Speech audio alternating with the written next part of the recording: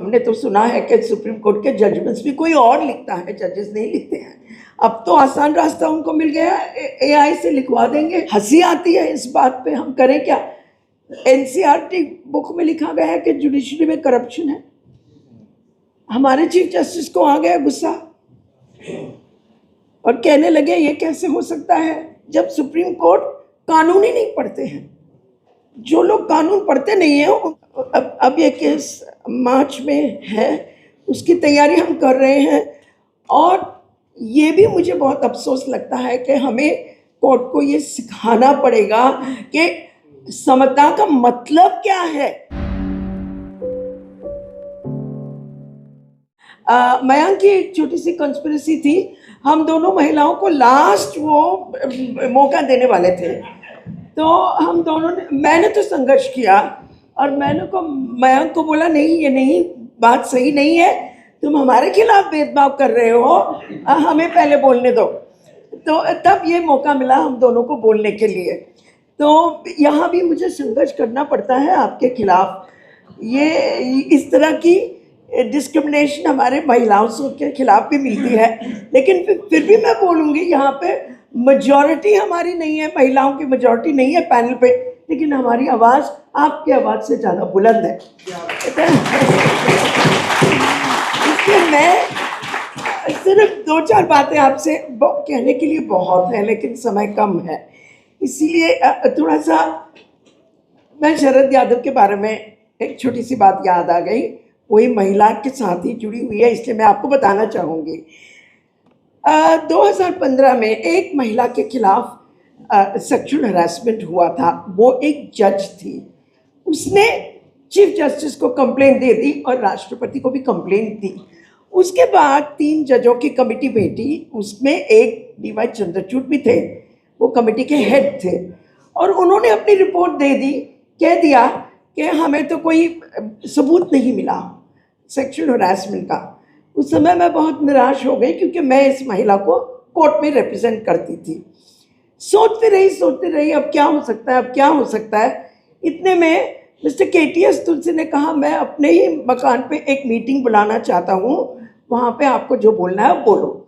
उस मीटिंग में शरद यादव भी आए थे और मैंने अपनी बात सामने रख दी कि ऐसी ऐसी बात हो रही है महिलाओं के खिलाफ, वो भी जज के खिलाफ। एक महिला जज के खिलाफ एक दूसरे पुरुष जज ने सेक्सुअल हरासमेंट किया। मैंने सोचा अब न्याय के घर में अगर इतना अन्याय हो रहा है तो मेरे वकील बनने का फायदा क्या। इसलिए उदास हो गई थी मैं। तो मेरी बात सुन के शरद यादव ने मुझे ये कहा कि मैडम, आपने जो मुद्दा उठाया है वो जैसे महात्मा गांधी ने एक चिम्मट नमक का इशू उठाया था, वो इसी तरह का इशू है। ये पूरे देश में ये बात फैलनी चाहिए। और उसके बाद उन्होंने इम्पीचमेंट मोशन पे अपना पहला सिग्नेचर डाला कि इस जज को इम्पीच करना चाहिए। तो ये भी जो मुद्दा है जो आप लोगों ने उठाया है, जो कोर्ट में एक्सीडेंटली उठ गया, वो भी एक चिम्मट नमक की तरह है। ये भी उसी तरह फैलेगा और फैल रहा है, हम देख रहे हैं आंखों के सामने। लेकिन ये एक अजीब बात है कि ये केस 2019 से चल रहा है कोर्ट में। किसी ने कुछ नहीं सोचा कि गलत हो रहा है, कुछ गलत हो रहा है। इसी चीफ जस्टिस के नजराने में ये 2026 का रेगुलेशन आया है। उन्होंने मॉनिटर किया केस को, कितने साल हो गए, बार बार हम कोर्ट में जाते थे, हमने कहा इसमें ये गलती है, वो गलती है, इसको ये सुधारो, वो सुधारो, और आखिर में UGC का ये 2026 रेगुलेशन आ गया। उस समय तो हम काफ़ी खुश थे। हमने सोचा चीफ जस्टिस का अपना ही फैसला है कि आप रेगुलेशन लाओ, वो तो कभी इस रेगुलेशन को रद्द नहीं करेगा, हमने ऐसे सोचा था। हम जब कोर्ट में गए, बहुत चर्चा हुई मेरे साथ, मैं अकेली नहीं हूँ, मेरे साथ बहुत दलित वकील हैं जो मेरे साथ काम कर रहे हैं इस केस पे। उनके 2-4 नाम मैं आपके सामने बता दूंगी। एक है दिशा वाडेकर, जो खुद एक पारडी समाज की वकील है, और निहाल सिंह राठौर, जिन्होंने पायल तडवी का केस किया है, वो खुद नोमैडिक ट्राइब से, फॉर्मर क्रिमिनल ट्राइब्स से आ रहे हैं और वो भी वकील है, उन सबका योगदान है इस केस में। मैं अकेली नहीं हूँ, बताना चाहती हूँ आपको। अब जब ये पिटिशन हमारे सामने आया तो मैंने उनको बोला आप फिक्र मत करो, इसी कोर्ट ने तो ये फैसला दिया है ना। लेकिन जब चीफ जस्टिस ने अपना दिल खोल के बात की, उन्होंने जो आपने बताया है यहाँ के, उन्होंने क्या कहा, यही कहा कि इस देश में जातिवादी तो है ही नहीं, तो इस तरह का कानून क्यों लाए आप, यूजीसी को बोला। मैं सुन के चुप हो गई, हैरान हो गई। मैंने सोचा मैं इस आदमी को कैसे समझाऊं कि इस देश में जातवादी है। और एक छोटा सा किस्सा जो मेरे साथ हुआ था कोर्ट के अंदर, मैं आपको बताना चाहूँगी।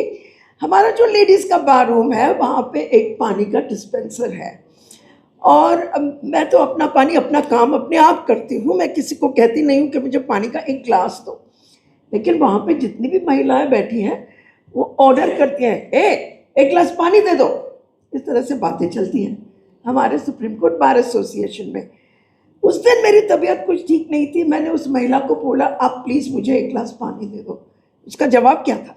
उसका जवाब था, मैडम आप कैसे मेरे से एक गिलास पानी मांग रही हो, इस एसोसिएशन के कमरे में मेरे हाथ से कोई पानी पीता नहीं है।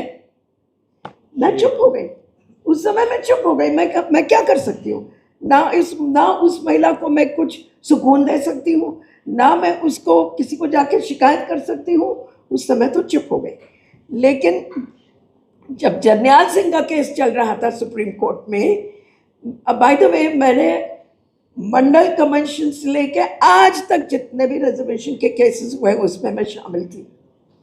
पूरी जर्नी जो आपने सुनाई, कितने अमेंडमेंट्स, कितने कॉन्स्टिट्यूशनल अमेंडमेंट्स हुए हैं, रिजर्वेशंस एंड प्रमोशंस, उसके बाद सीनियरिटी, उसके बाद बैकलॉग, उसके बाद जरनैल सिंह, उसके बाद ये कहना कि SC/ST को अपनी बैकवर्डनेस प्रूव करने का कोई ज़रूरत नहीं है, ये सब के केसेस में मैं शामिल थी। तो मुझे ये पूरी कहानी तो पता ही थी।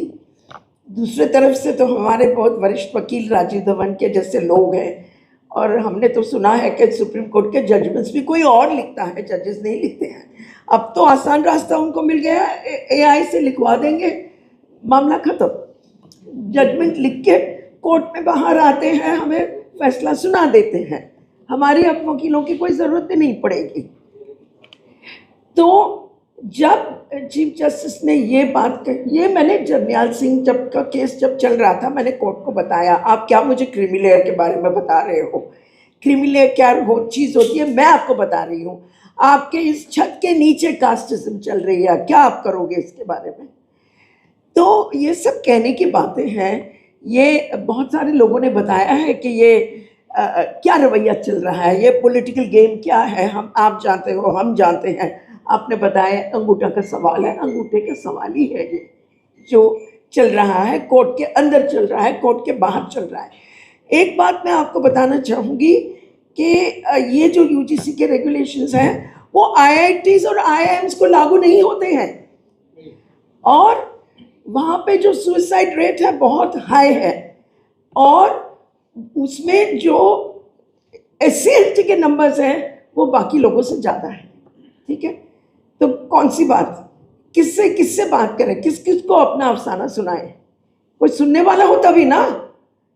ये हालत है सुप्रीम कोर्ट में, और चिल्ला के हमें अपनी दिल की बात उनके सामने रखनी पड़ती है। तो अब ये केस मार्च में है, अब ये केस मार्च में है, उसकी तैयारी हम कर रहे हैं। और ये भी मुझे बहुत अफसोस लगता है कि हमें कोर्ट को ये सिखाना पड़ेगा कि समता का मतलब क्या है। इस केस में एक ही मुद्दा है और कुछ नहीं है। सवाल ये है कि समता का मतलब है क्या? Should equals, should likes be treated as like? or will you give this advantage of reservation to SC, ST and OBC? Equality लाने के लिए आपको ये दोगे या नहीं दोगे, ये है सवाल। ये एक सरगेट फाइट जिसको हम बोलेंगे, इट्स अ सरगेट फाइट। उनका एम है रिजर्वेशंस को हटा देने का, क्योंकि जैसे आपने समझाया इन यूजीसी रेगुलेशंस में है क्या, कुछ नहीं है, सिर्फ एक ग्रीवेंस मैकेनिज्म है और कुछ नहीं है। और कहते हैं कि हमारा क्या, हमारी जो ग्रीवेंस है हम कहाँ जाएं, उसके लिए 2023 के रेगुलेशंस है। सुप्रीम कोर्ट की इतनी इलिटरेसी है, ऑर्डर में लिखा है रैगिंग के बारे में क्यों नहीं कुछ किया, 2009 के रैगिंग रेगुलेशंस हैं। तो हम कहाँ जाएं, किसके सामने अपना केस रखें जब सुप्रीम कोर्ट कानून ही नहीं पढ़ते हैं। जो लोग कानून पढ़ते नहीं हैं उनको कानून हमें बहुत ही मुश्किल तरीके से समझाना पड़ता है कि ये है कानून। लेकिन ये बहुत बड़ी लड़ाई है। ये लड़ाई यही है कि उनको हम कैसे समझाएं कि इक्वालिटी का मतलब क्या है। तो हम स्कॉलरशिप वगैरह, अमर्त्य सेन ने जो लिखा है वो उनको पढ़ाएंगे, डॉक्टर अंबेडकर ने जो लिखा वो उनको पढ़ाएंगे, उनके कोटेशंस उनको देंगे। लेकिन इसके अलावा हम कर क्या सकते हैं? उनका जो पॉलिटिकल रवैया है कुछ और है, उसके मन में जो बात है वो कोई और बात है। और मैं तो कहती हूँ आपको जो कहना है साफ कह दो ना, कह दो, फिर हम आपका जवाब दे सकेंगे। लेकिन ये जो आप पर्दे के पीछे काम करते रहते हो, इससे मुकाबला करना थोड़ा मुश्किल है, क्योंकि कानून हम आपको सिखा सकते हैं, लेकिन अब फैसला जब कानून के हिसाब से नहीं दे रहे हो तो हम क्या करें। आज आपने देखा होगा कोर्ट में जो एक बहुत हंसी आती है इस बात पे, हम करें क्या। एनसीईआरटी बुक में लिखा गया है कि जुडिशरी में करप्शन है। हमारे चीफ जस्टिस को आ गया गुस्सा और कहने लगे ये कैसे हो सकता है, ये कैसे हो सकता है। अब अपने केसेस देखो ना, कंप्लेंट्स देखो, grievance mechanism 1600 complaints of corruption in the judiciary. ये उनका ऑफिशियल सवाल, एक जवाब है पार्लियामेंट में। ये स्टेटिस्टिक्स हमने वहाँ से लिए हैं। और आपने जो 183% राइज इन ग्रीवेंसेस, वो भी ऑफिशियल पार्लियामेंट्री सोर्सेज से लिए गए हैं। ये कोई हमने अपने नहीं बनाए। ये बस मैं इतना ही कहना चाहूँगी क्योंकि समय कम है। और